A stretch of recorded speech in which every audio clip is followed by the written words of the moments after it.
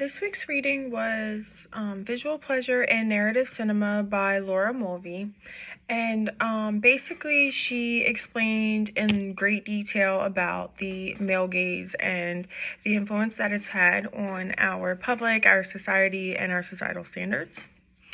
And so I wanted to pick an artifact that talked about how the male gaze is present today, how it influences current media, and also like how it evolved from when Laura Mulvey was talking about it.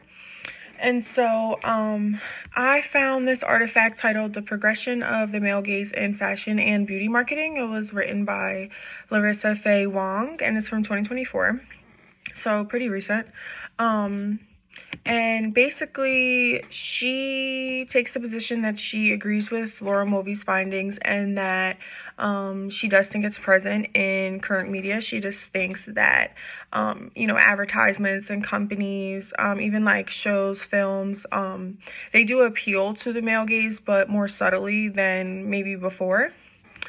And so she talks about what the male gaze is and basically how like women are portrayed with an emphasis on their physical attractiveness and just like the overall pleasure of the viewer, which is typically assumed to be male. And so then she starts talking about current examples of this, and she mentions popular influencers on social media.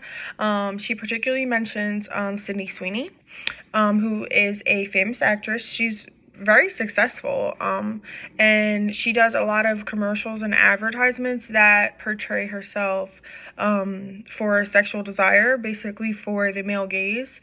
And it is pretty like obvious. It does seem intentional.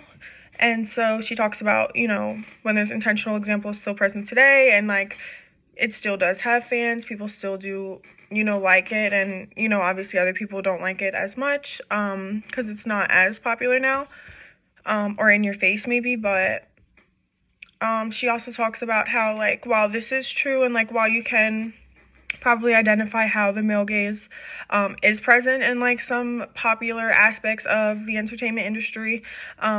She also talks about how like current pop culture does acknowledge how the male gaze was problematic and like how it did influence women.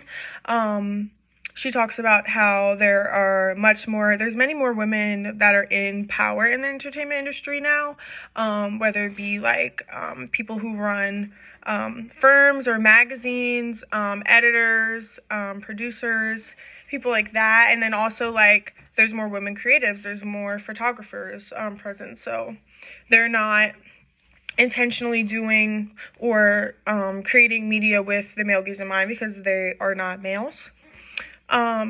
So yeah, like overall, there's definitely evidence that the male gaze is still relevant in like current media. It evolved though. It's not present in the same exact way. It's more subtle. It's not as noticeable, which might be more alarming just because, as consumers, we passively may be consuming messages throughout our media. But overall, like she also acknowledges that we are moving in a progressive way to where the male gaze isn't as prominent in media. Like it's not a requirement for media to be considered good. So yeah.